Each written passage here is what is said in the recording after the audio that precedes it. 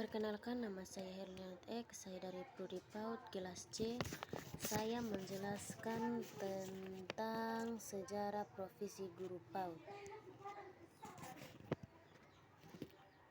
Pekerjaan guru ada sejak manusia mampu berpikir dan mengenal umum pengetahuan sepanjang sejarah kehidupan manusia itu. Guru selalu ada di tengah masyarakat. Ia mengajarkan berbagai ilmu dan pengetahuan untuk mempermudah manusia menjalankan kehidupan atau kadang mengajarkan kebenaran. Pada zaman dahulu, sebelum agama masuk Indonesia, seorang yang ingin belajar harus mengunjungi seorang yang petapa. Dalam agama Buddha, guru adalah orang yang memandu muridnya dalam jalan menuju kebenaran. Murid seorang guru memandang gurunya sebagai jelmaan Buddha atau Bodhisattva. Dalam agama Hindu, guru merupakan simbol bagi suatu tempat suci yang berisi ilmu atau vidya dan juga pembagi ilmu. Seorang guru adalah pemandu spiritual atau kejiwaan murid-muridnya.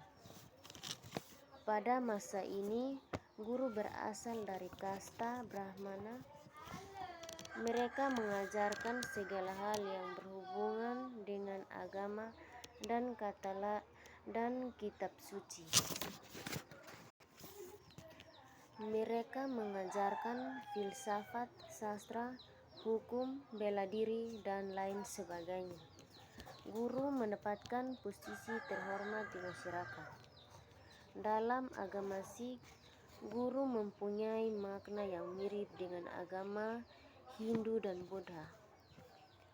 Namun posisinya lebih penting lagi dikarenakan salah satu inti ajaran agama Sikh adalah kepercayaan terhadap ajaran. 10 guru dan ajaran Sikh. Para siswa biasanya tinggal di rumah utama disebut dan membantu bercocok tanam untuk kebutuhan hidup sehari-hari. Pada masa itu, guru mengajarkan ilmu pengetahuan di tempat-tempat tertentu. Dalam agama Kristen, orang belajar dari misionaris. Menurut agama Kristen, dalam Perjanjian Lama, Allah merupakan pengajaran agung.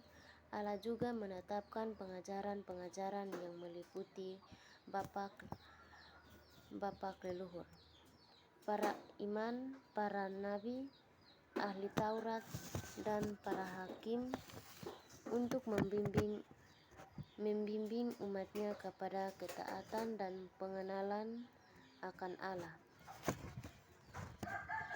Pengajaran dalam Januar mula-mula sejarah lembaga kependidikan terbagi atas 2. Yang pertama, masa Belanda. Pada awalnya organisasi perjuangan guru-guru pribumi pada zaman Belanda berdiri pada tahun 1912 dengan nama Persatuan Guru Hindia Belanda atau PGI-IB.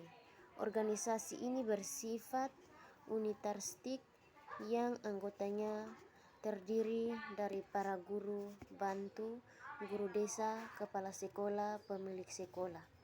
Dengan latar pendidikan yang berbeda-beda, mereka umumnya bertugas di sekolah desa dan sekolah rakyat.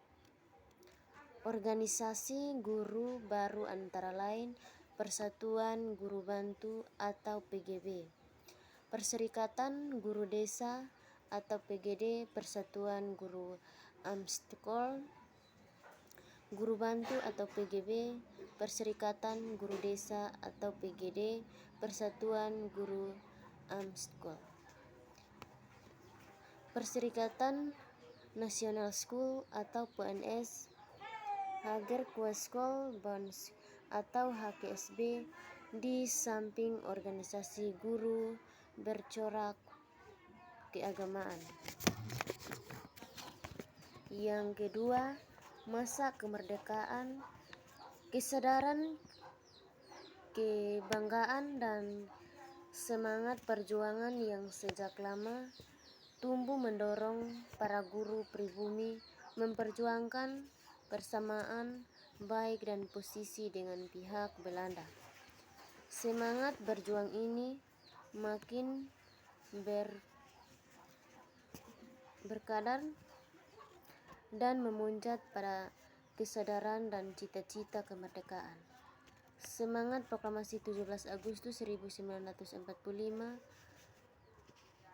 menjiwai penyelenggaraan Kongres Guru Indonesia pada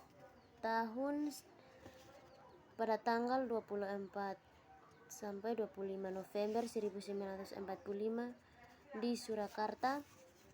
Di dalam kongres inilah pada tanggal 25 November 1945, 100 hari setelah proklamasi kemerdekaan Republik Indonesia Persatuan Guru Republik Indonesia atau PGRI didirikan pemboman oleh tentara Inggris atas studio atau RRI Surakarta. Mereka serentak bersatu untuk mengisi kemerdekaan dengan 3 tujuan.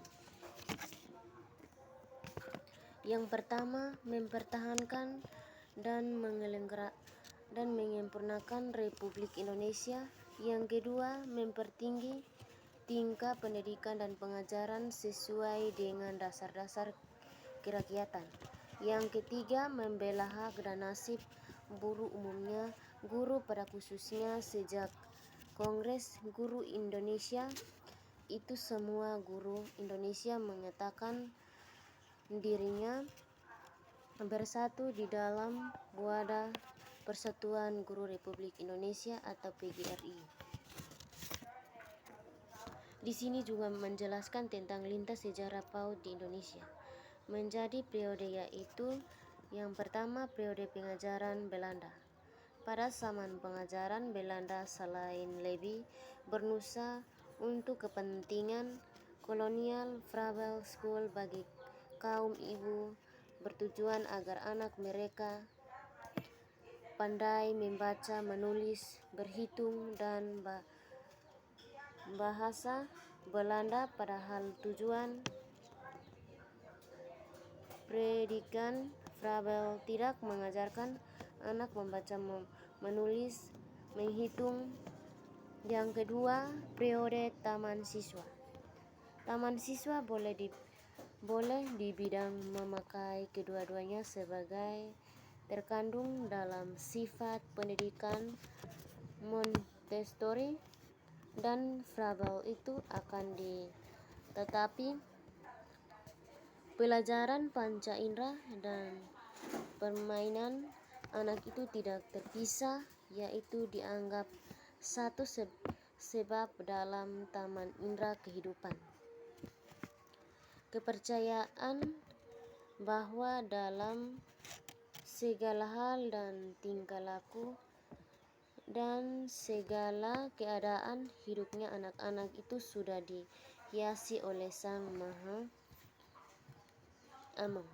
Keadaan hidupnya anak-anak itu sudah dihiasi oleh Sang Maha Amang, segala alat yang bersifat mendidik si anak. Yang ketiga, periode pengajaran Jepang dan awalnya kemerdekaan. Memasuki gerbang kemerdekaan tahun 1945, kesadaran bangsa Indonesia mulai tumbuh. para tokoh pendidikan ketika itu seperti Ki Hajar Dewantara dan ahli Sastrominja atau mantan materi pendidikan, pengajaran, dan kebudayaan waktu itu menyadari bahwa pendidikan nasional harus bercorak nasional sesuai kebudayaan bangsa Indonesia.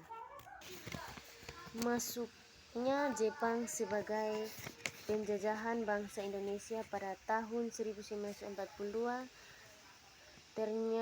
ternyata membawa perubahan terhadap perkembangan pendidikan anak usia dini yang tadinya bercorak Belanda berubah ke corak Jepang.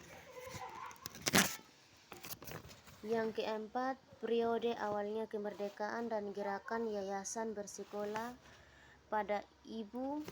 Yayasan berebut telah menoreh sejarah dalam pendidikan usia dini di Indonesia. Yayasan inilah yang menggagas lahirnya konsep-konsep sistem pusat minat atau sistem unit yang dulu sangat terkenal ibu rumah tangga, menjadi TK sekolah, garasi, alat permainan edukatif, komparatif, parent komparatif, bahkan diajarkan kepada tokoh wanita taikin oleh tokoh yayasan berebut atas undangan Raja Thailand pada tahun 1972. Usaha yayasan berebut pada awal penjualan sejak tahun 1951 yang tertera dalam berbagai arsip koran majalah nasional maupun internasional, antara lain yaitu yang pertama Pemerakrasa Parent Komparatif di Indonesia tahun 1971, yang kedua memperkarsa berdirinya Taman Penitipan Sona Atpa untuk pertama kali dibuka di Jalan Ciptaganti 107 dan diresmikan oleh Ibu Masyudi, istri Gubernur Jawa Barat, tanggal 5 Januari 1964. Pengembangan di sana, produksi dan penasaran. Alat permainan edukatif atau APEK pertama di Indonesia tahun 1961. Yang keempat, penyelenggaraan pendidikan tahun sejak 1991.